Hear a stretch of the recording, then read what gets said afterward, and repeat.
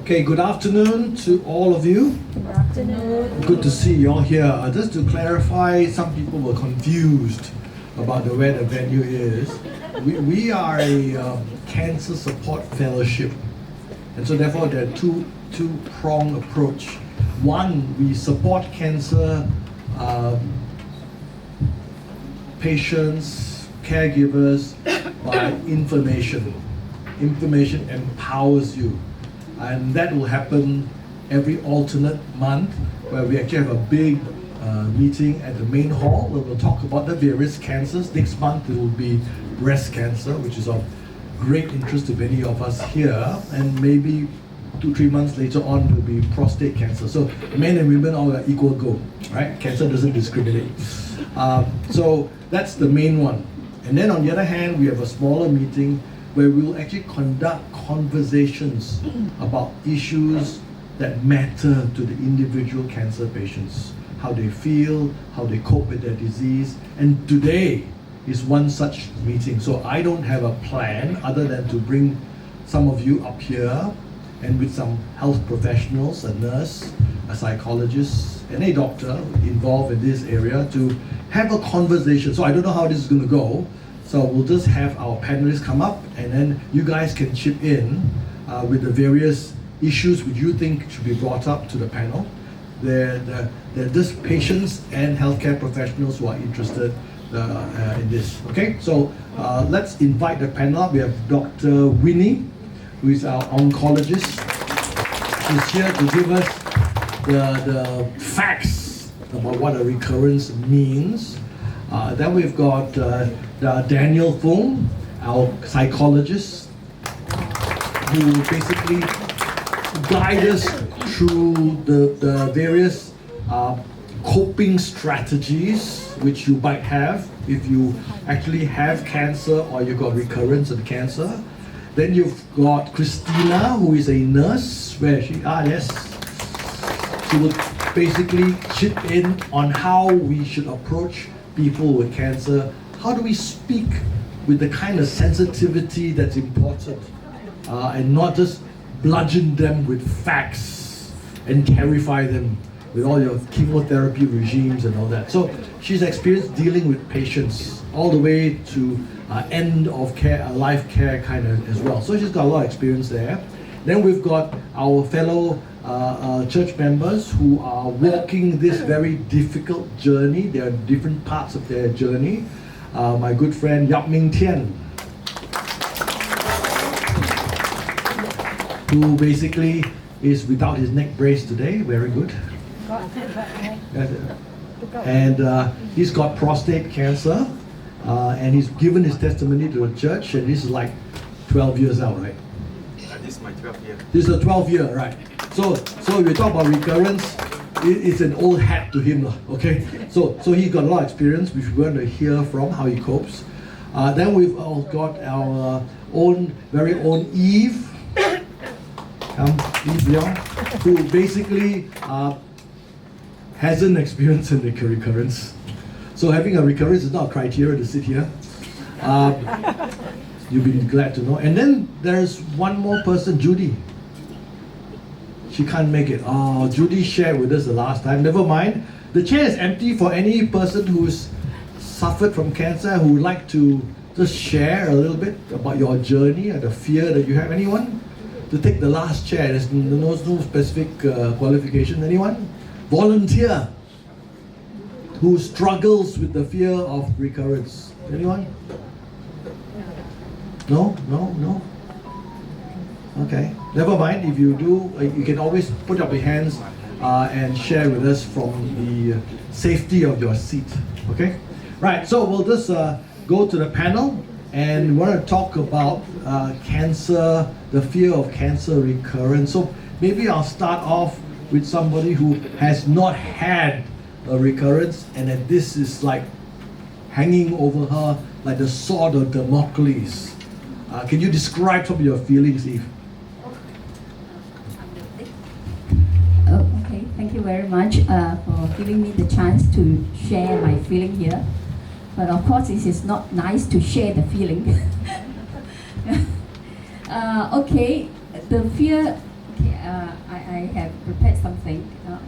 The things that I'm concerned about regarding the fear of recurrence and diagnosis are three things, three issues. The first one is food. Second one is work stress. The third one is fear of diagnosis. Food is regarding the main concern is I used to drink wine. I'm a wine person. I don't look like that, right? But I love wine. I love white wine and red wine. But after the diagnosis and I stopped drinking wine, I feel very sad, especially when it comes to social gathering. I like to host party. It's too close. I like to host party at home. Yeah, and then my friends there, they all like to drink wine and alcohol, just for social drinking. But I can't drink. I feel sad. I'm so afraid to drink. Yeah, I'm so afraid to drink that. Okay. Yeah. So therefore, I used to. So I just use the enzyme drink mixed with the soda water to make it, put it in the wine glass to pretend as I'm drinking wine. So this is how I cope with it. And I love people, you know, my friends, they all holding the wine glass and enjoying and chit-chatting. But this is how I actually enjoy, you know, this way. The second one actually I want to share is work stress. Work stress. Actually, I'm already retired, yeah. But as a former marketing lecturer, I find fulfillment in applying theoretical concepts I taught in class into practical, in real-world scenario. Presently, I'm actively engaged in a project where I contributed to various marketing initiatives. My primary objective is to showcase the relevance of principles I imparted in class to the real-life scenario. But in this kind of job, you know, is very stressful. When you talk about numbers, you need to have numbers for the company. You need to have activities for the company. And I feel very stressed, but I like to do it because I like to prove it. You know, the concept that I taught in class is workable. Yeah. But how am I going to handle this stress? And I would like to have the psychologist and Dr. Winnie, you help me on that. Because I love this a lot. Yeah. I really want to put it in book, and I want to write a book about this concept into practical. Yeah. Okay, I want this to be successful. The third one is, Peter is going to chase me out. The third one is fear of diagnosis. The fear of getting cancer diagnosis is like standing on the edge of a cliff. You know, I'm scared of, you know, being diagnosed. I hate to go for scanning. I hate to go to see doctor. I don't like that. You know, going there, you know, it's like checking, see whether I'm going to have another round of cancer. Oh, come on. Is suffering. You don't know how much, you know. I'm sure those cancer survivors, you know what I'm talking about. Okay, that's all. Thank you, doctor. Three very important issues, right? One is nutrition, one is work stress, and three is the actual diagnosis of cancer, which so freaks you out because the last time you had a diagnosis of cancer was through a scan. And you're not going to go back there again. It's like the man who escaped the lion's den only to go back to retrieve his hat, right? He got eaten up. So that's a problem. So what does a recurrence mean in medical terms? Can I ask Dr. Winnie, our oncologist? Thank you very much for having me. So I would paint a picture of a medical perspective in terms of recurrence. Basically, recurrence, that means you have been fully treated prior to that. That means you were at that point in time cancer-free, having perhaps done surgery and further adjuvant treatment, and perhaps a couple of years or any time along that line, a recurrence occur. Now, occurrence can mean that it could be a local recurrence, that means recurring at the primary site where it used to be, or it can be distant metastases, whereby the disease spread to other organs. Doesn't matter if it is one organ or multiple organs, as long as it's distant metastases, it will be considered a stage 4 disease. Local recurrence is still considered local recurrence, and it will be treated as if it's a stage 4 as well. However, there's a difference in it, because if there's local recurrence and if it is amenable to ablation or surgery to fully eradicate the disease, technically the person would still be considered no evidence of disease, having been resected. If ever there's a local recurrence that is amenable to ablation or amenable to cure. However, the same cannot be said if it is distant metastases, whereby the disease have gone into the bloodstream, it disseminate to other organs, then it would be considered true and true a stage 4. So in that setting, systemic treatment or further treatment need to be given. However, the motive or the objective for treatment at that point in time would be to control disease. It wouldn't be for cure, but it's for disease control. So I hope it's very clear, because in oncology, staging is very important. What stage are you at diagnosis? If the disease is still at least of stage 1, 2, or 3, then yes, it can be potentially curative. So any treatment is done to cure, and subsequent treatment is done to reduce the risk of recurrence. That's why for breast cancer, after surgery, sometimes depending on your hormone receptor status and also the other molecular markers, patients may be subjected to chemotherapy, hormone therapy, and radiotherapy. But the aim is to reduce risk of recurrence. However, along the way, if there is recurrence, then we have to see, is it local or is it dissemination? If it's local, potentially it can still be eradicated. Does that answer your question? Yeah, so Okay. of course we hope it doesn't come back, but if it is, then we have to think of, is it local or is it metastasis?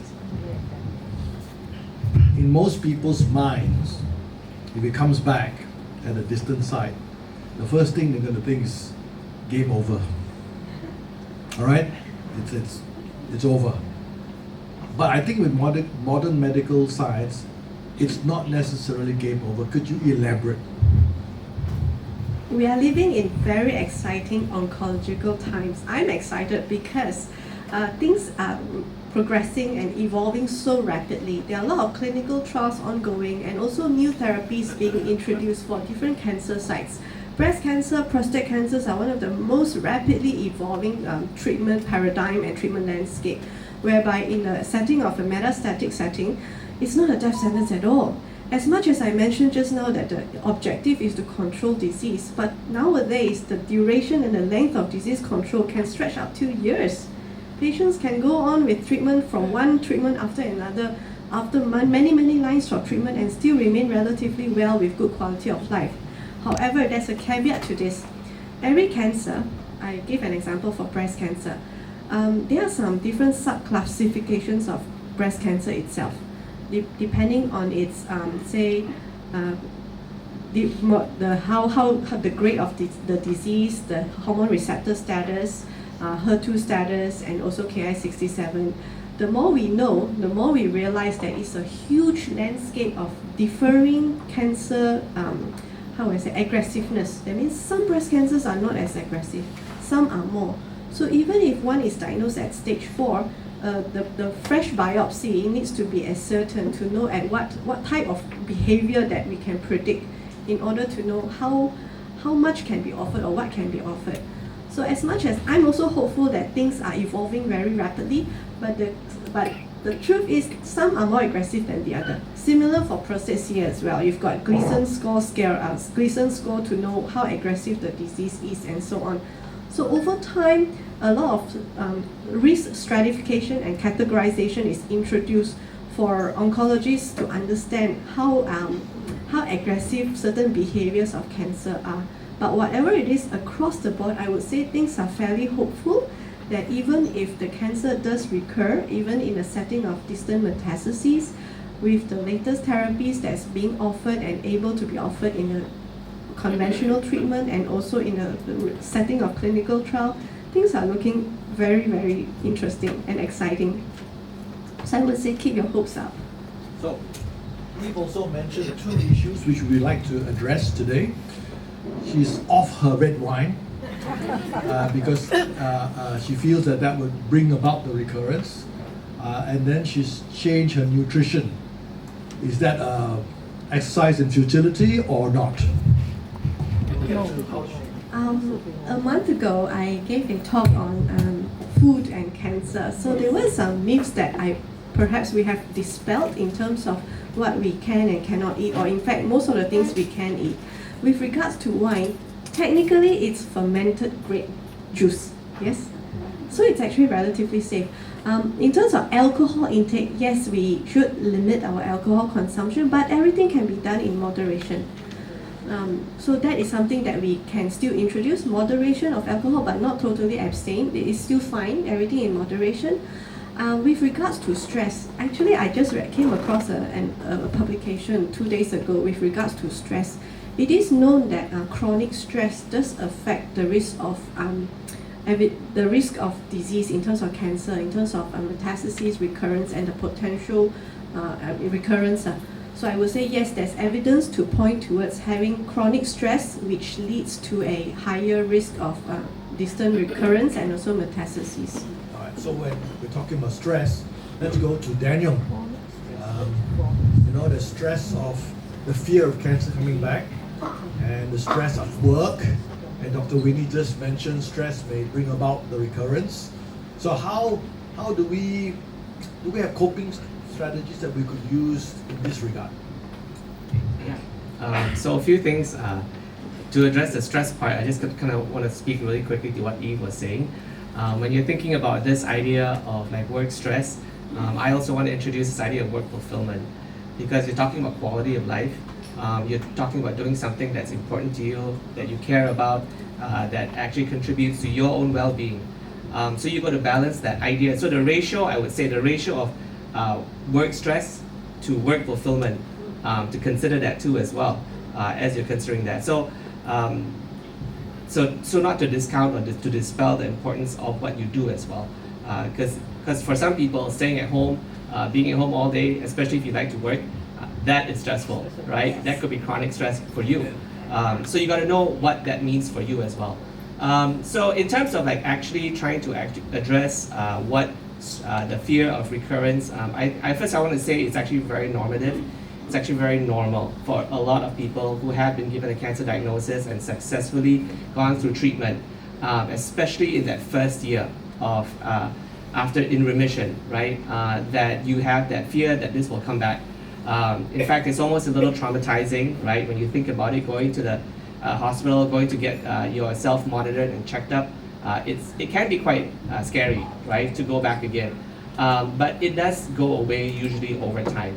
So a few things that kind of really help with this process. One is make sure you get a healthcare team that you trust, someone that you are comfortable with, that you believe in their treatments for you, but their care and your well-being as well. So that's important. Establishing a good healthcare team, and then following with having a good follow-up healthcare plan. So what that means is several different facets, but one is understanding what your follow-ups look like as well, but as well as also preparing for what it might look like if that happens. So I wanted to kind of maybe stress the importance of focusing on what you can control versus what you can't control. All right, because a lot of times when we are afraid of the cancer diagnosis, we're just afraid of something that is, and it's a fear that paralyzes. We're afraid of something that's maybe unknown in some ways, but those unknowns are things you can't control. So focus on what you can focus on what you can control and what you can do. And that's going to be important. So what is your follow-up care plan? And I will also say a third one is what is your survivorship plan? So all of us should do this, whether it be a cancer or not, right? What cancer does is it really compresses the view of life. But the reality is those who are cancer-free, who've never gotten a cancer diagnosis, you should prepare a will, right? You should have an idea about what to do with your assets, your estate, what's your legacy. Those are things that you really should consider and not wait until you're given that diagnosis to think, because in that moment when you get that diagnosis, there's so much you have to deal with. You got to deal with it's lifestyle changes, nutrition changes, so diet changes, getting upskilled on so much new information with regard to your diagnosis and your treatment. And sometimes you're not quite sure what's going on. You just do what the doctor says, right? But there's so much that goes on when you get that diagnosis that it's so hard to think about those other things. So, in fact, I would treat the cancer remission as an opportunity to actually deal with the things that you can control. So one of them being a survivorship plan. Okay, the other question that Eve had brought up, which I wanted to address to Ming Tian, was because Ming Tian is a cancer survivor and is a we'll talk about recurrence. He's already had the recurrence. But he's a firm believer in diet. In fact, he's got a website they call Yap's Diet. Can you share with us a bit about that? Well, I thought that's a forbidden subject. No, nothing's off the table. Everyone has our own, I believe every one of us have our own diet. But way back in 2013, after experimenting with a number of things that I've read and confirmed by means of my blood test, my wife said, why don't you put it up, share with more people. So then that's the history of it. Then I shared with one day I was asked about it, actually asked to share my story in church. Then I mentioned about it. Then after that I found that many people were interested. And then what I did was I set up a WhatsApp group and started to share whatever I've done. And then after that, it was too many, so I created that website, which is now available if you like to look at what I've done, and I'm still doing. It's called yapsdiet.com, yapsdiet.com. Now what I did was, so Dr. Peter asked me what did I do. Basically, it's very simple. The things that I chose for my prostate cancer was those like pomegranate,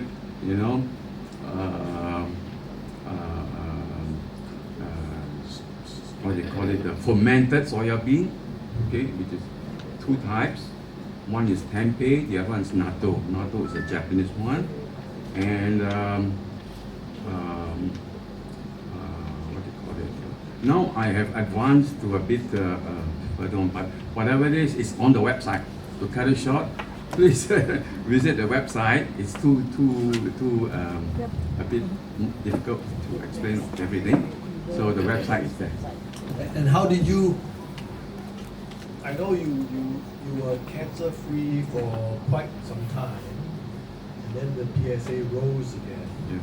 which had indicated some recurrence. Can you walk us through how you felt and how you dealt with that? Okay. Just now regarding the recurrence. Okay. When I saw Eve looking at her phone, preparing, I also did some preparation. Frankly speaking, from this morning only, when I look at the what you call the title of today's discussion. So what I said, what you call, do I fear recurrence? No, I don't fear recurrence. Okay. Then what do I fear? I fear progression of my prostate cancer marker, which is called PSA, prostate specific antigen. And so how about, when do I know that I have recurrence? I will know it when my prostate cancer marker rise up very high, and when I see Dr. Peter, he said, time to change your medicine. That's when I know that that's the point of recurrence. And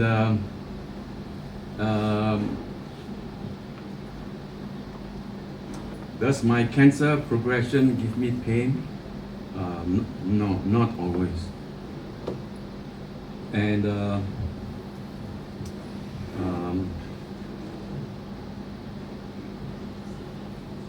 but I had pain twice. The first time was in 2013 when I had a diagnosis as terminal stage 4 advanced prostate cancer, and was given 4 months to live by Dr. Peter and others. So at that time I had extreme pain. I couldn't even sleep properly. When I turned my body, I would have pain. When I went into the car, I had pain.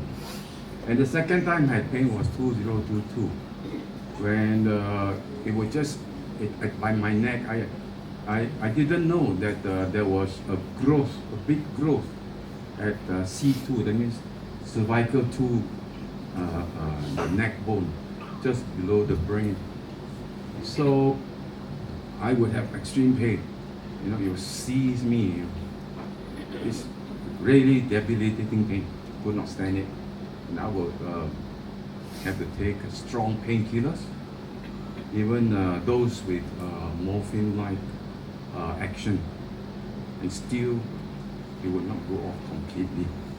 And then after that, I was asked to go for a scan, and they discovered that it was very bad. So those were 2 cases I had pain, 2 times that I had pain. And how often do I fear my cancer progression? It's every month. Why? Because every month I will go for my blood test. I'm a Dr. Peter may say, you know, I'm a very fussy man or very Let me peculiar interrupt here. man. Well, Eve demonstrates an aversion or fear of testing. You rush forward and test every month. Can you explain to me why is it like that? Don't you fear the truth? Well, partly because although I have chosen the food, the supplement and whatever to take, I still wanted to know whether it's working or not all the time. So I tested it myself, right? Continuously.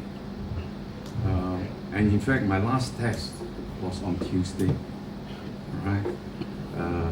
And my PSA for all to know is it dropped further, you know, from 0.07 to 0.06. And what was your original PSA? Tell them. My original PSA in 2013 was 2,502. And the normal, for a normal person's PSA is, I understand, 0 to 4. Right. So, yes,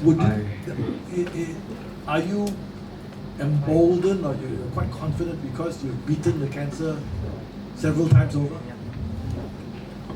No.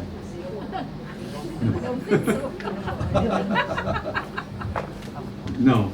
I've never considered myself as beaten the cancer. You know, But that- you learn to live with the cancer, I say. Yes, I've learned to live with the cancer, and I'm waiting when my next recurrence will be actually. All right, that's why I'm monitoring my progression of my cancer marker monthly. And Why is it that compared to other people, you seem to be more positive about the possibility of it coming back? Any factors involved in that? Having God in his life. Why don't we have Elaine come up here to take the last seat? Because Elaine is a caregiver. She's been a wonderful wife.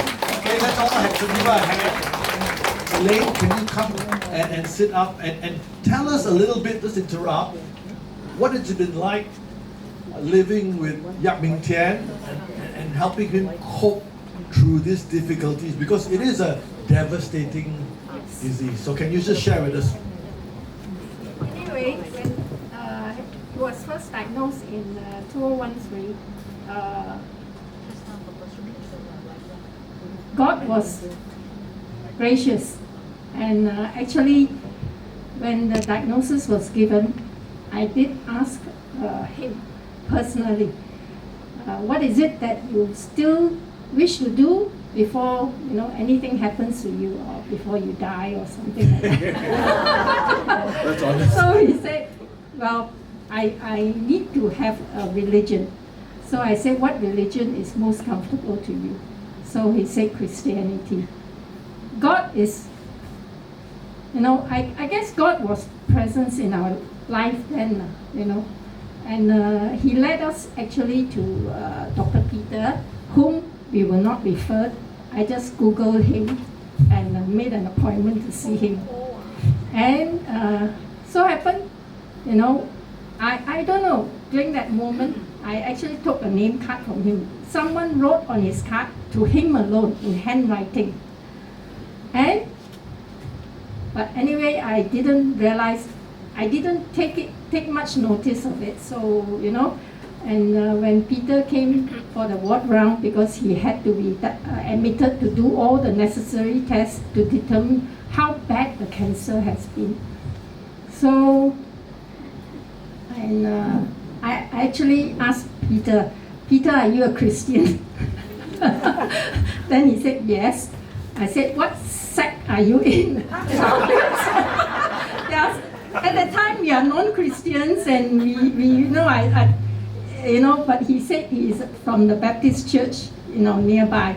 So then I said, you know, my husband has an interest to learn more about Christianity, and he said, oh sure, I'm more than happy to you know, guide you along, you know, what Christianity is all about.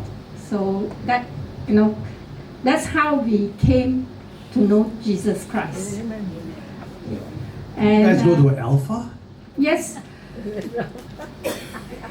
You know, when God is leading you, everything falls in place. You know, we met Dr. Peter, and after that, when I asked him about Christianity, he told me the next day we are having the introductory, you know, course for the Alpha, and I want you to attend.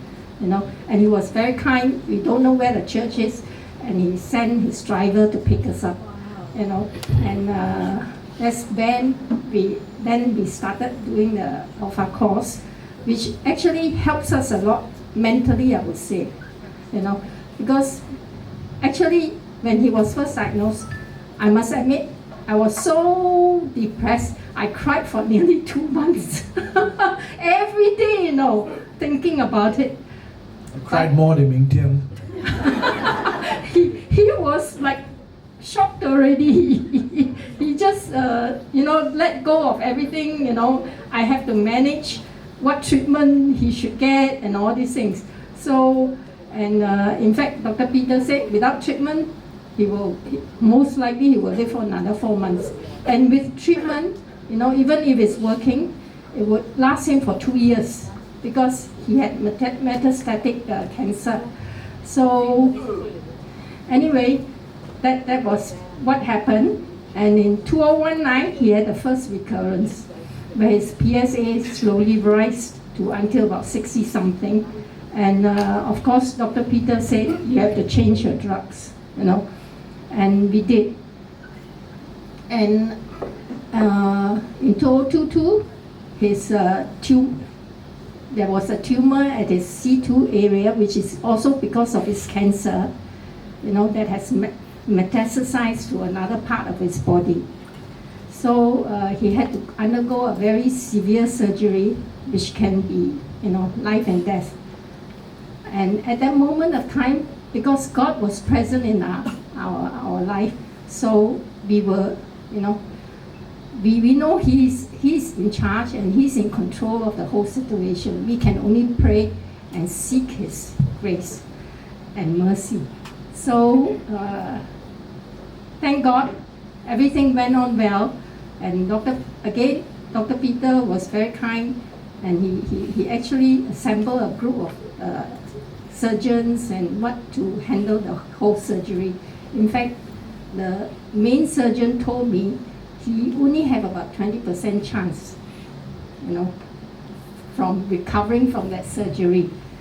But thank God everything went on well, and he was not affected in any way except for some, you know, no paralysis, but because of his stiff neck and everything, so he has some difficulty in his mobility. So how do you deal with the fear of recurrence again or progression? Basically, the fear, I didn't fear.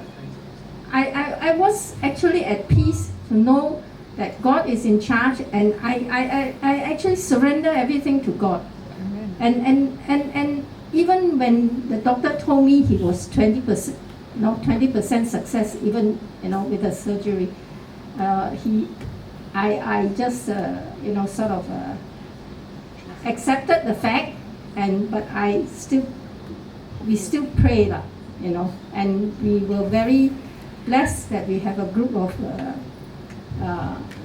very brothers and sisters, in our life group, and also other, brothers and sisters whom we know in this church, FBC church, pray, for us. And of course, the whole church was also praying for him during that time. And, surprisingly, I was at peace. I not like the first diagnosis where I cried for 2 months. I didn't cry at all. I was so at peace, and I had so much confidence that, whatever happens, something good will come out of it. Yeah.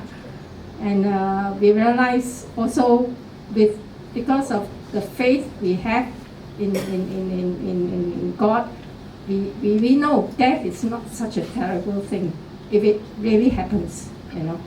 We actually accept it and we go forward with it. But after that, he was also given the wisdom to choose the right, I would say the right treatment. There was, he was actually offered chemo with radiation, or a very new, just approved, FDA approved method, therapy, which is lutetium, which is a targeted radiation. And we chose the targeted one because of his age, and also because, it is, we believe with the wisdom of God that it is less invasive. And after that therapy, he progressed very well. And that's how, until this moment, his PSA is not 6. And we are very thankful to God. Okay, good. Daniel, could you share with us how, if you are a cancer patient today, we've gone through the gamut where Eve doesn't have a recurrence. Then there's multiple progressions. Twice. And she stopped crying. So how does one deal with this fear? Because it's impossible not to have any fear of progression.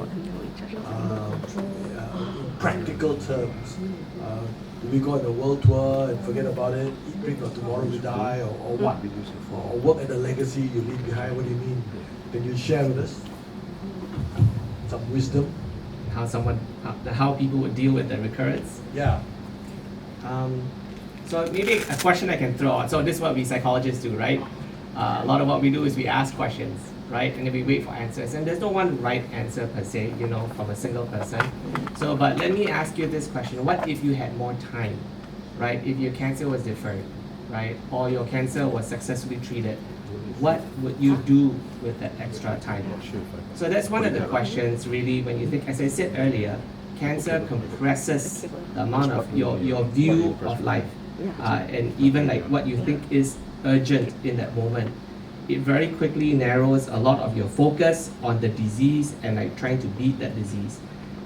And so sometimes to the detriment of other things as well, right?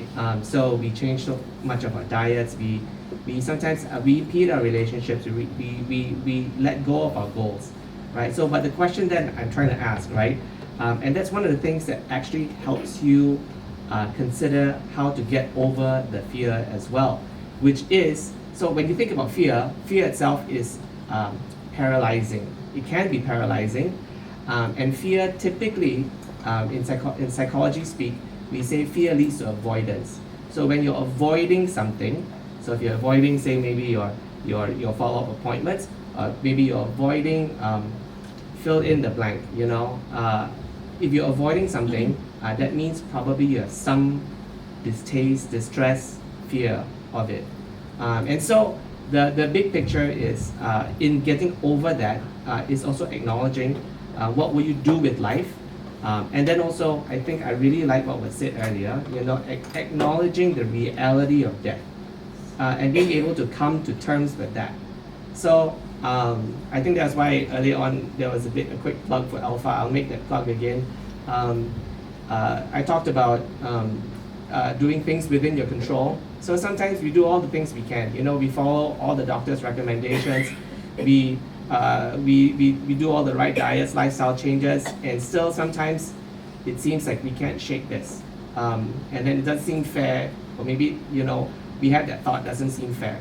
So, but it's good to address that, to talk about that, you know, especially having a view of God in life. That's kind of where I come from personally as well, in understanding your own view of God, your own understanding, coming to terms with your own mortality. Those are important questions to grapple with. So understanding what you would do with the extra time, would you love your close ones, your loved ones more? Hug them more every night? Would you speak more kindly, more softly with them? Those are things that are important. And so I think getting over that fear is a lot about living life the way you would want to live if you had the extra time as well. So I think that's and basically being able to take things, do the things that you want to do, take things under your control, basically. Take the actions that are within your control. So the recurrence part of cancer, that in some ways, the recurrence itself is outside your control. You can do things that are good lifestyle things, good quality of life things, and I think good important relationship things. So meaning, as I talked about, like speaking more kindly, softly, holding the people that you value, spending more time with them. Then also being able to come to terms with your mortality. And then what you would like to do, what is that legacy? So that's part of the work I do in cancer care. So most of my experiences are in the US, where I was based previously. And a lot of what we do as well is also legacy building. So if you have like a relative, say a father with a young child, you know, they won't remember you much. So how do you want them to remember you after you're gone as well? These are particularly in stage 4 cancers, are the things that we talk about. So, yeah. So, dealing with cancer patients is never easy. I think for church members visiting friends with the cancer, sometimes we don't know how to do it in a very sensitive manner, bringing things up. And maybe Christina can give us some insight. How do you deal with sensitively talking to people with cancer? Some of them may have metastatic disease and dealing with that. So we often seem to stumble into it and cause more harm. That's why we're strangely tongue-tied when we come next to the hospital bed and we try to talk about sports and something else so that we avoid the main topic. How do you actually minister and talk to people, Christina? Thank you for having me, first of all. I'm listening to all of you and I will connect all the dots Yes. to put this into perspective. For a start, a caregiver usually would mean a partner, like a spouse, a close friend, or a family member. A caregiver is usually not a paid position as opposed to a palliative nurse or a nurse in the outpatient center, in the oncology center. So that's different level of care. And I come in from the angle where I do journey with the bereaved, and we do listen to a lot of very painful and hard places where the one who's left behind struggle with. And we have this little tagline that death is actually difficult for the living, if you think about it. And also years ago, I met and spoke with this cancer patient. And what she said today, I think, freaked many of us out, especially when we're on the other side of the pond and we're healthy. And cancer is very far away in our mind. She said this to me. She said that, you know, Christina, having cancer is not so bad. I have time to complete unfinished tasks, as opposed to someone who was just taken away, whether in a trauma or a heart attack, etc., etc. So that freaked me out as well in the beginning. And coming back to how do you speak to someone? There is no glorified thing in doing this. It's actually a very humbling role to play. it's also a place where someone needs to trust you. They need to feel that you are a safe space for them to speak from the most of their hearts.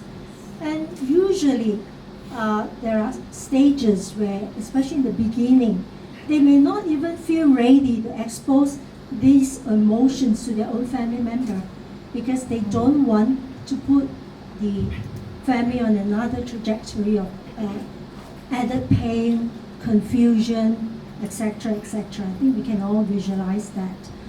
And really, it's all about listening, really listening from your heart. It's not a cognitive thing.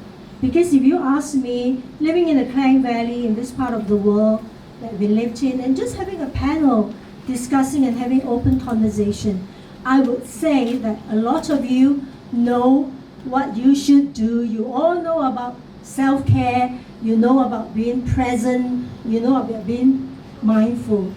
But really, it does envelop a deeper level where if you are a caregiver, sometimes you may just need to learn to know a bit more communication skill, to speak to someone, learning not to use some words which can trigger, some words which are an ambush with someone in the family who are struggling with the hard challenge of a terminal condition.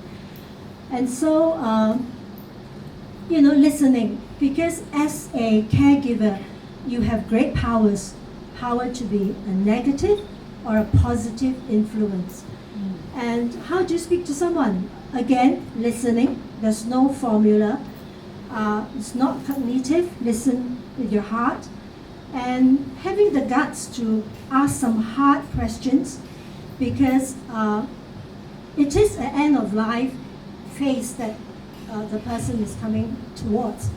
And Ming Tian is a story of progression, but I also speak to some patients who would choose not to have further medical treatment for reasons of finance, or it's just too emotionally draining. And what would your focus be if you were in connection with someone like this? It may be about talking about what they would like to do, survival, as Dr. Daniel shared. What would they like to do? What are some of the incomplete checklists that they would like to live through in this end-of-life journey? And talking about spirituality, I've met families and cancer patients who would like to be a Christian and come to know about the Christian faith, but dare not have the guts to talk about it or let the family know. Because if the family is from another side of the religion, it may hurt them very much. It may be something that the family members are not ready to deal with on top of a medical diagnosis. So there are really lots and lots of aspects to conversation. But if I were to summarize it as a caregiver, I always have this personal mantra when I talk to people or listening to the bereaved, that it is really a place of where peace and pain coexist. And Elaine is really a great role and epitome of what a caregiver is. I felt like I should step away because I don't have anything to contribute. But that's a very physical part of it. And of course, her relationship with Ming Tian is very personal to them as a husband and wife. But that's not always the relationship. You have some relationship where spouse, family members are not on speaking terms, or they are not really relating or bonding so well. And if you are in the role of being a caregiver, that's where you can be a great positive influence, because you could help them to expose some of the emotions that they feel, that you're in a safe space. They could even be talking to you about power of attorney, finance. They're worried about children, not just religion, etc., etc. So for a caregiver, it's great because you are now in a position where you can show love, you can care, where there is the peace that it gives you if you're a caregiver. But the other parallel side of it is, the flip side of the coin is, it's also a place where pain is very evident, which I always carry that little tagline, where peace and pain coexist in caregiving. Do you find that, I'll just open up to the fact panel, there are various ways people respond to illness, whether it be cancer or heart disease. One of them is, I want you to explore these two here. One is anger, and the other one is withdrawal, where they don't want to talk about it. Suddenly they shrink away from church and friends because of this big one diagnosis, or they're angry at everybody else who is healthy. Anybody? If I may add to that, there's always, well, if we were to quote Elizabeth Kubler-Ross, 5 stages of grief. And sometimes we think of grief as a very ugly word. Grief is always associated with death. But loss of your health is grief. Loss of a relationship is grief. Loss of your finances is grief. These are all emotional aspects of it. And how do you, first of all, I would, from my interaction with cancer patient or someone who is in grief, you do go through stages of denial, acceptance, anger, bargaining. All these stages does come into play. How do you deal with it? Again, there is no one formula. One size doesn't fit all, certainly. I certainly do not have a formula how to deal with it. But again, I would come back to safe space, and sometimes it's not the immediate family members.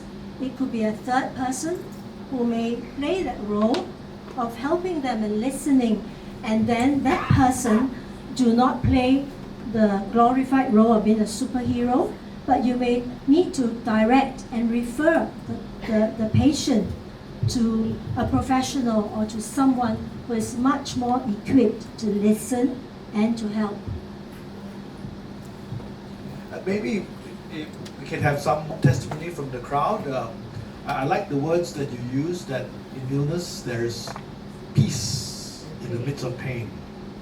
Are there anybody else here want to share that perhaps you've gone down that road of having a tumor or something else, and somehow there's peace and somehow there's a purpose in that illness, because not all illness is utter disaster. There's something behind it that has come out. And I believe God has a purpose behind every single thing, including something as nasty and horrible as cancer, but it does transform people. Anybody want to share their experience? It's open to the crowd. Anyone?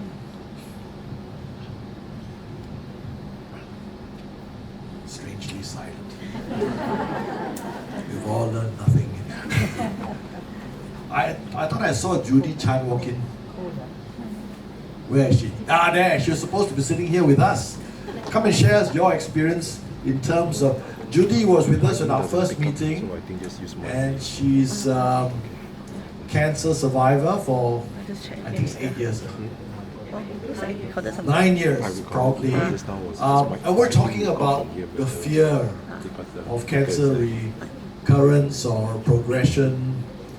Do you have that? How do you deal with that?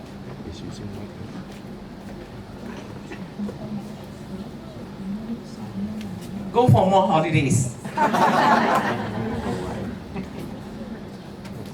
So, of course, everybody will have the fear, when is that going to come to me, I call those that I minister to, I call them the ships. So when my family, I say, oh, my ships is, one of my ships is down, then they know what am I talking about. So before I came, I was talking to a lady from Johor. She's, the thing came back. So she's having stage 4. So she called me how to deal with it. Whether I fear or not. I say, of course I do fear. But I just live one day at a time. So I love the song, one day at a time. Whenever I can, I will listen to the song. I mean, God gave us life. So if they want to take away, we accept it. At least we know that we are going back to the home. You know? Talk to us about how the cancer experience has enabled you to feel and minister to other ladies, which you're actually doing quite actively now. How does that transform you? I was actually a very private person. In and out of the church, outstanding. My children would call me outstanding members. I will walk in and walk out. Until cancer came to me, then I realized that maybe there's a calling for me to minister to others. That's where I am today. I think many of them already heard the stories, especially our Pastor Moby. They always come to my house. Until today, they still minister to me. When once a while they'll drop over, a group of them come and sing song and share some words, you know. That is very encouraging. So whenever a person who is down with cancer, don't ever say that, I don't want to see people anymore. I want to be private. I want to live alone by myself. No. I think I have told you guys before, I'm from a construction line, you know. Until today, I'm still working. When I was in the chemo room, even my oncologist, Dr. Fu, she's also very surprised. This contractor, all the contractors that came and see me, as usual, my husband Ming Siu will allow them to come there with dirty clothing, all these things. Why there's a fear, you know, these people will bring germs or anything to you. No, don't have to be fear, you know. Anything happens, if, let's say I'm a well person, today I walk out, I might also die, or die of heart attack or accident or anything. So cancer is not a, although people say big C, but yeah, it's frightening when you heard it, oh, I have got cancer. How am I going to face people? Maybe I have done something bad. That's why the cancer comes to me. At first I thought of that. I say, you know, sorry to say all this is family problem. I took care of my mom-in-law for almost 10 years, bedridden. So when the thing came to me, I asked myself, why? I have done my best to treat my mother-in-law, you know, took care of her for 10 years. And after about a year after she passed on, I got cancer. Is there a punishment? You know, by taking care of these bedridden people, it's not easy. So, of course, sometimes you are angry, so your hand is too fast. I'm very open about it. So, you know, because they themselves are also very frustrated that they cannot move, you know, all the while cannot do anything. So when the words come out from their mouth, we are picked, but of course not so hard. So I question myself, is it because what I have done, so I'm getting it? But then I think I have done a good job by taking care of her. But well, accept it and moves on. Just take it. Maybe it's time to get sick, like, you know, hospital setups. Especially, you know, SGMC, the Cancer Research Center. I mean, now it's cancer research. It was built by me, not, I did some work for it. And I never know that I am also being treated in that clinic. You know? Those say when it was building that time, I said, oh my God, I think I'm not going to get it. But I got it, so I face it. You know, I just did my checkup, the routine checkup. But anyway, before any checkup that I have to go, or any scanning or PET scan or whatever scans, whatever tests I'm going to go through, I will always go for holidays. Come back and face it. At least you don't have to worry that, oh, I have got cancer, how am I going to go? I cannot go already. So at least I go on holiday and spend all my money, come back and face a doctor. Right. Right, Peter? What do you think of that, Daniel? I think that's great, actually. Yeah, when you think about it, like unplanned or as a planned travel, it changes your routine. It gives you the dose of dopamine that you need. Actually, you feel relaxed, you feel happy. It really helps. So changes to your routine actually is good. Not avoidance behavior? She still came back. she didn't stay overseas. How I wish I don't have to come back. Anyway, I have to work, that's why I have to come back. Like, what I want to say is, like when I was having my treatment after my chemo, that time my daughter was overseas then. Immediately after the treatment, the next day I flew off to UK. So just leave it. If I'm going to die, I die. So my brother said, hey, are you okay? I said, yeah, I'm okay. If let's say anything happens there, then I got insurance. Insurance will take care. If I'm going to die, wherever I am, I will still die. Am I right? But cancer people, please listen to your doctors. Take advice from them. If they ask you to go and see them, just go and see them. Whether you like it or not, just go and see them. Don't escape that, oh, I don't want to see that, I'm okay, I'm perfectly okay. This lady that I spoke to just now, she was also perfectly okay. She said, no, I don't need to go and see a doctor. And then she just had a spell and fell and went for checkup. Then she's stage 4 again. So she asked me whether I fear. I say, I don't have fear. As I say, if God were to call me, that's it.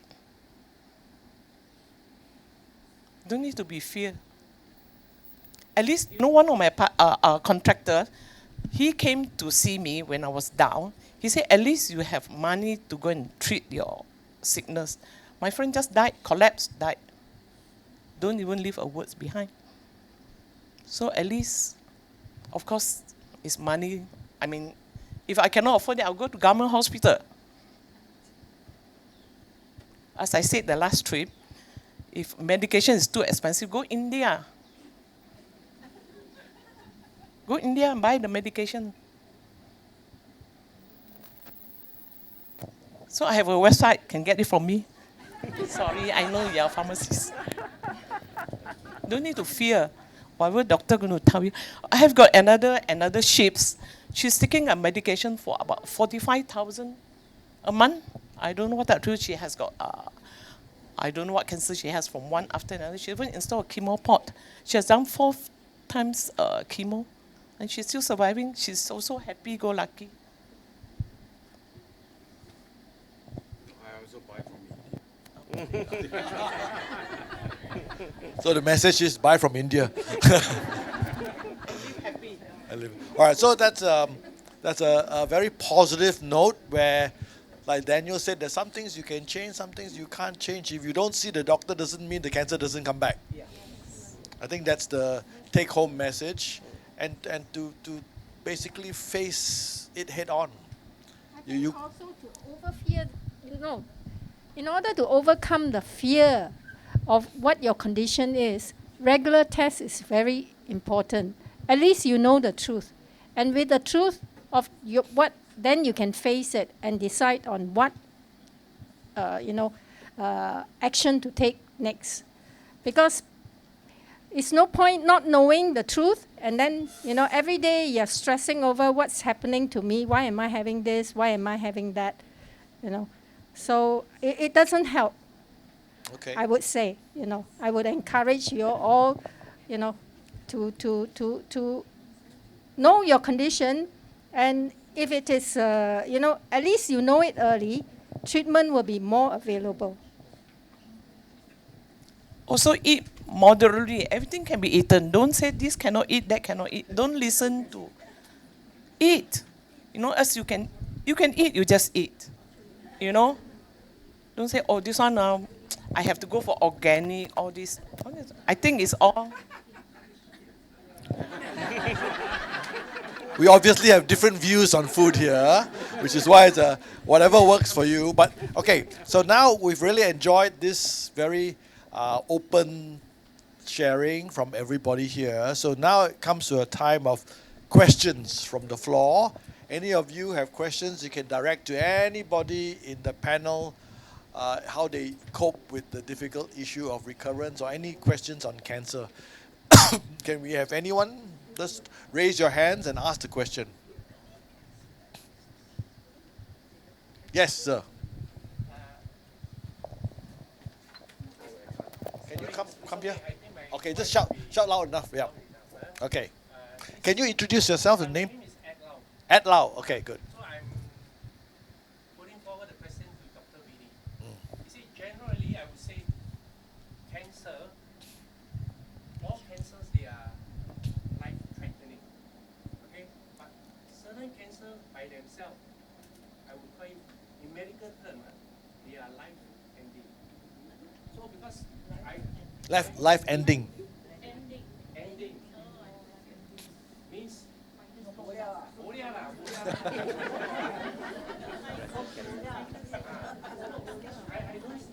don't use this term myself because in medical term I read, I do a lot of research. Life-threatening, all cancer life-threatening. Whether you go into what stage, that is another one. But sadly, as they share the panel there, some by the time detected itself, or they call it like, already stage 4. You see or not? And then as I know, most primary cancers, they are not life-ending. They need to become secondary. Secondary means metastasize, as we say.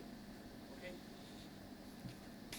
I'm healthy now, but in years to come, you never know. Okay? Same for many elderly people here. So could you share with those cancer survivors here, at least let them elevate the fears? Which are those that are most not life-ending? And whether you have patients, do they ask you, the question is to tell or not to tell? Doctor, how long lifespan do I have? What's your answer to that? Thank you. Let me summarize your question first. Firstly, you are asking about what advice as a doctor to give to patients in a setting where it is so-called, what kind of cancers are life-ending and life-threatening in your view? That means those that make a person, mortality is very high. So what kind of cancers which afflict people to the point where upon diagnosis, perhaps death is imminent? Yes? That's question 1. And number 2, your question would be, what advice to give when patients ask, how long do I have left? Yeah. Ah, okay. I read across some articles, doctors sometimes, they look at the patient who, is always so fearful. If you tell them they die faster. If you don't tell them, at least they live longer. Okay. Your honest opinion, Yeah. I'm sure you have patients who have put forward this question. Question is, tell or not tell? I think, first of all, before I answer that question, what led me to do oncology on a personal level is my first thing I need to face before I even chose this field is to be able to face my own mortality. As in, I also went through a emotional, perhaps dark side of the moon, so-called, where, there are aspects of a person's life where at one point in time you don't know what to do with your life, perhaps in depression or get involved in some, life life altering sort of situation where you question your life existence and question the existence of God in that manner. Sometimes you doubt. So those deep aspects of internal review and rumination lead one to ask ourselves, am I ready to die? Am I ready to face my death if the day comes? So that question alone is for me to answer personally and for me to answer to God, with God as well. So as long as one is able to face our own mortality, then other people's mortality will not be so daunting after all. Yeah, personally. Now, the question about what type of cancer would cause imminent death and what kind of cancer would have perhaps longer survival. Cancers from head to toe, there are different cancers of different behavior, different aggressiveness. So I would say those that are very aggressive, imminent death, depends on how soon you diagnose. If a person is diagnosed at stage 4, regardless of what kind of cancer, it would be fairly, with heavy disease burden, heavy metastasis in many different sites, that would be imminent death as well. So I would say it depends on, at the point of diagnosis, how extensive the disease is and how is the patient's performance status in terms of fitness. But if you're asking me what particular cancer make the patient die faster, it's very hard to answer you. It's really, really tough. But in terms of behavior-wise, generally I would say prostate cancer would be one of the slower growing cancers. So a lot of prostate cancer patients die not due to the disease, they die with the disease instead of the disease. And that's what we hope for actually. That means they have to have normal mortality, a very good lifespan, but not living with the disease, but not die because of it. Yeah. So the question is fairly vague because I cannot give a definite answer what kind of cancer would be very aggressive. But sometimes they are like melanomas. But if detected early, it's curable. Stage 1, stage 2, stage 3 are all curable. Only stage 4. So any cancers, if it reach until stage 4, it is not curable. However, there's a caveat to this because we are living in very exciting times. There are a lot of therapies that can be offered. If a patient have already got cancer at either stage 1, 2, or 3, and then during surveillance, when you come for your regular follow-ups, do scans, and you detect early, if the burden of disease, the metastasis is fairly low volume, maybe just 1 or 2 at certain selected sites, that can still be eradicated. So there's hope yet. Stage 4 doesn't mean end of the road. Stage 1 is not end of the journey. With early detection, even if stage 4, depending on the location and locality, things can still be offered, either by ablation or some SBRT, stereotactic ablative body radiation, and even systemic therapy nowadays, such as immunotherapy, targeted treatment. They are very effective. They can make the disease almost disappear. But of course, there are some requirements to it. I'm speaking in general. Now, your second question will be, what do I answer when patient asks me how long do I have? I have always asked myself, but typically I would say, I cannot give you a definite answer, largely because I don't want the patient to feel hopeless. Yeah, but sometimes at the back of my mind, I can already guess how long they have. Depends on how fit they are. Yeah, but if death is imminent, if they are fairly weak, I would say, if the family members ask me, I would say in the range of depends on how fit, how ill they are. Either are we talking about days, weeks, or months?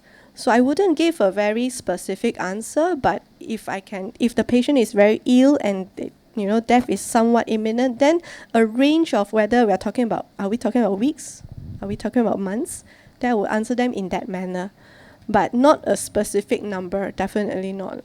I mean, it's very painful for the family members and they themselves as a patient to hear such, I think, numerical mortality expectation, I would say. Yeah. So I would say in general, in oncology point of view, at this point in time, even a stage 4 disease can be controlled relatively well.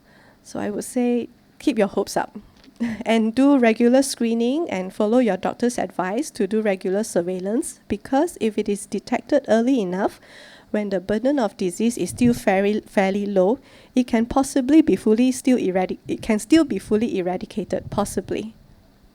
Thank you. I would add that once you have cancer, do your own research too at home. Learn as much about your cancer as possible to help the doctor and to help yourself. Just reflecting on that, cancer which is life-ending, Ming Tian's PSA was 2,552. I had a patient of mine who came back with a cancer and his PSA was 98. So he jumped from the 10-story building. So he's wasted 12 years. So there are some people who just think cancer means, stage 4 means you're gone. But Ming Tian here is 12 years. I was having stage 4 as well. Yeah. 9 years. So stage 4 isn't what it used to be, I'm saying. All right, so we shouldn't be too terrified or negative about it. There's lots and lots of treatment available to us. Any other questions? Yes, yes. I think just very quickly regarding the fear, okay. Information does allay anxiety. Like Ming Tian said, doing your research, speaking to someone. And on a very practical side, some of you are caregivers or you know of someone who's facing a diagnosis. well, don't go alone. Get someone to go with you.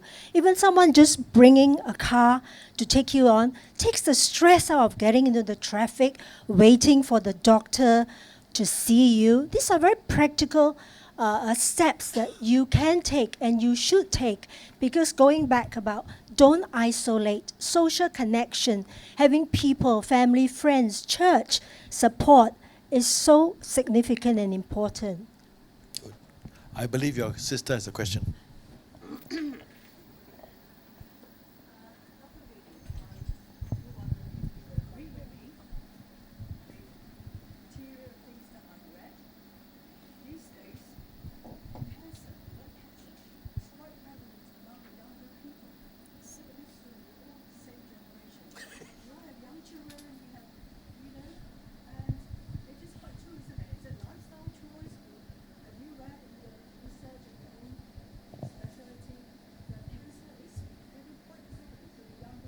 Yes.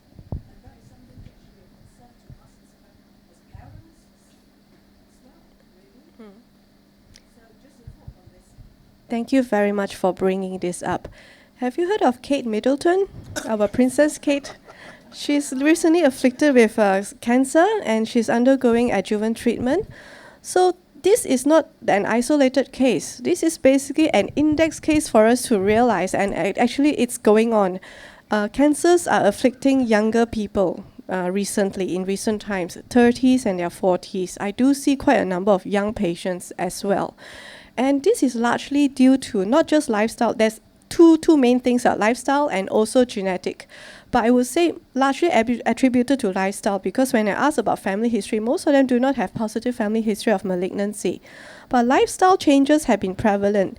I mean, if we are in the 60s or 70s, what we have been eating over the past 30, 40 years, which is probably like 30, 40 years ago, versus now, people who are afflicted with cancer at their 30 and 40s, they started this life about 30, 40 years ago. If their lifestyle is more of a highly processed, refined food, lifestyle changes has now become, it has manifested into such current condition where younger generation is afflicted with cancer. There's definitely a truth in it, and in reality it's happening on the ground. Younger patients getting not just an early stage disease, stage 4 disease. Yeah. So how can we mitigate this? I would say if we are already leading a fairly healthy lifestyle, please go on. But if there are room for improvement, room for change, what I mean by healthy lifestyle in terms of diet, not to take supplements, but to take fresh food as it is. That itself would be very beneficial. Have you noticed how many McDonald's have sprung up versus 30 years ago? It's a huge difference, right? So even fast food outlets have expanded and increased in number. And evidently as a result of that, or I don't know which one comes first, the demand or the supply, our diet has also changed in tandem. So that has already been shown as is prevalent now. Okay, good. Just addressing that about the healthy lifestyle, I remember there was an Australian study that linked women who take wine with breast cancer. They had 2 to 3 times more likelihood. Could you comment on that? I think I need to do more literature search on that. Okay. Because some studies may have a negative finding, some may have positive, or some show no correlation. So if just quoting one paper alone may not be sufficient to give a general advice. Wine's still good for Yeah, younger probably people. everything in moderation is good. Okay, good. Still okay. Yeah, exactly. Sometimes it's biased because it's sponsored. All right. So it's very hard to tell. I would like to do more clinical literature search before commenting on that. We'll ask you next month. Right. Any other questions, please? Before we dismiss. There's a good crowd here. I'm sure you got questions. Yes. Yesterday I went for a talk by a hospital from China. They mentioned that there's cure using cryotherapy, knife ablation, and the CAR-T, this thing, and some kind of a rice, embed in the arteries of the cancer, the arteries that feed the cancer. And it seems that the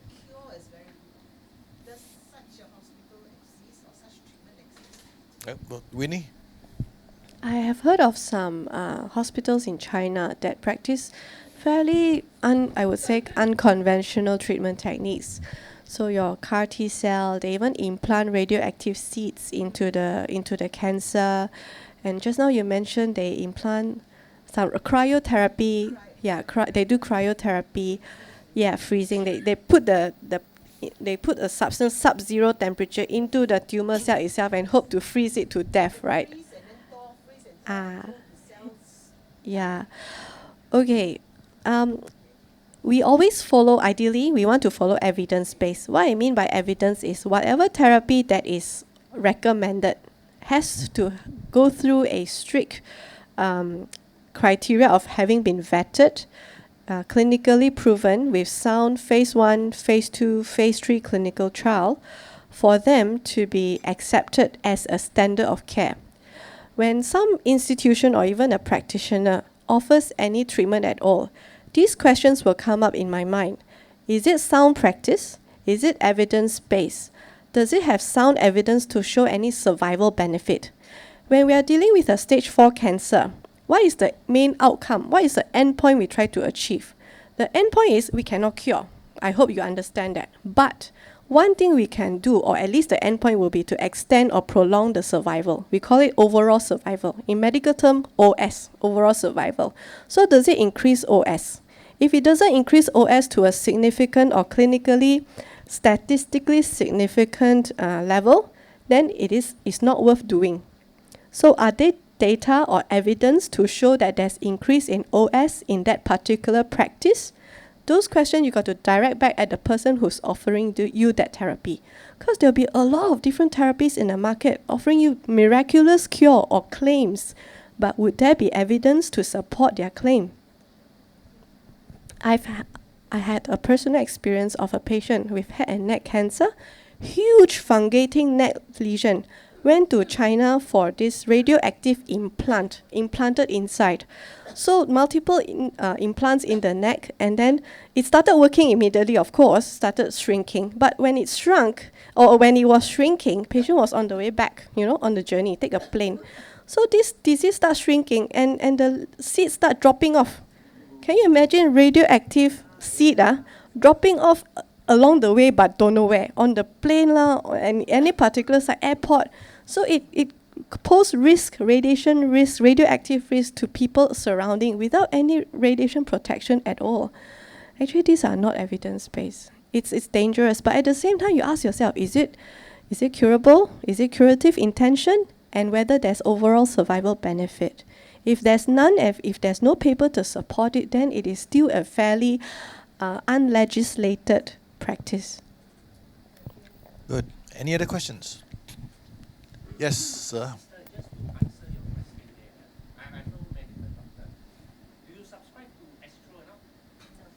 If you have friend, please watch channel 552 Discovery. Okay? Every Friday at 7:13 p.m. Go and watch. Yesterday was episode 3. They tell you the founder or father of immunotherapy. If I'm not mistaken, is Steven Rosenberg. Okay, correct me if I'm wrong. You look into this. They went back to NIH, National Institute of Health in America, building 10 very famous, all rare disease anything. So they tell you about this, the birth of immunotherapy. Okay, Steven Rosenberg, he came up with this medical doctor of therapy many years ago. So you watch this episode for whether this whole people is going to survive this immunotherapy. It's all clinical then. It was clinical then. And to this day, I believe it's no longer it was, it is immunotherapy. But not everybody responds to immunotherapy. Exactly. You watch whole Cooper, his body couldn't respond, so they have to put in steroid back. He couldn't breathe, the lung was not functioning. Okay. Thank you very much for your comment. Thank you. Let me just interrupt and ask Winnie because she does immunotherapy. So. I'm actively involved in giving immunotherapy treatment. I'm also involved in clinical trials pertaining to breast cancer and lung cancer for immunotherapy, and also those FDA approved practice, not in clinical trial, but already approved in the clinical, in the day-to-day clinical practice. Immunotherapy is one of the new kid on the block. Not too new, it's been around fairly recent, but it's one of those therapies that excites me a lot because I see very, very good response, but only to a select set of patients, not everyone. Yeah, and that's also why when immunotherapy is offered, it's not just offered up front. Usually, a patient will need to undergo something called NGS, next generation sequencing, or at least some molecular testing to predict whether or not the disease is going to respond to immunotherapy. But there are some cancers which do not need this pre-testing, where FDA has approved them without needing a certain test, but where immunotherapy is offered. So then those patients who are suitable for this treatment, yes, they undergo it and the response can be very, very impressive. But in my experience of clinical trial, some patients don't respond well at all because when we do a certain molecular study, we look at the expression score. Some expression score higher than 50%, the response is very good. But some just like 1%, 1 to 10%, the response may not be so good. So it's not a miraculous cure-all solution, but it does offer some response, meaning some response is still better than no response at all. So immunotherapy is a great avenue to consider if the patient fulfill a certain criteria in terms of either a clinical trial eligibility criteria or in the clinical practice FDA or US FDA approved or clinically approved practice. Then yes, I do see very, very good response. However, like you mentioned just now, patient was given steroid. Actually, one of the side effects of immunotherapy would be it causes inflammation. And not just one side. It can cause inflammation from head to toe. Any side you can name it, they've got it. That means inflammation of any particular cell. We call it itis, inflammation. Uveitis, colitis, anywhere at all. Pneumonitis, when it affects the lung, it's called pneumonitis. So immunotherapy induced adverse reaction is also very common. But that is something that clinicians are trained to manage as well. So one of the treatment is steroids. Then upon giving steroids, and if the response is good and patient recover, patient may or may not get immunotherapy again, depending on how severe the adverse event was. But I've seen very promising outcomes. Make sure you do it in a good setting where you get a trained clinician to do it for you. Right. Last two questions.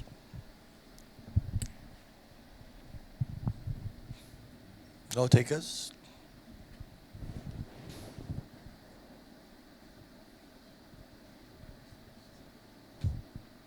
Okay, if there are no questions left, let me just conclude the session by expressing on behalf of all of us our appreciation to our panel. Let's give them a warm. And we are going to have another meeting, which is the big one, on breast cancer on the 19th of May on a Sunday at 2 o'clock at the main hall. Tell your friends, ask them to come along. Dr. Winnie will be with us and giving us a whole breakdown on all the treatments that are available. Professor Yip will talk to us about how do you diagnose breast cancer early and make a difference for the younger folk. So that one will be a oral lecture with questions. Now, before we end, we would like to request if anybody here, and I think this is a cancer support fellowship in a church, and we believe spiritual ministry is very important. So if there's some of you who have got cancer of whatever sort, you can come up to the front here and we will spend an unofficial period of time just laying hands and praying for you, because we all need spiritual help. Okay? There's only certain things doctors can do, but the rest of it, our Lord will minister to us as He has ministered to Judy and Ming Tian, as you've seen all these years. It's important to know. So thank you very much. The meeting's over. Please come forward and we'll pray for you here, Elaine, and people who actually suffered from cancer. We'll actually pray for you. Okay? Right. Thank you. Exercise is very, very important. Morning, go for morning walk, at least an hour. Okay. Prevention. Prevention. All right, stay back. Let's pray for people. Don't go home.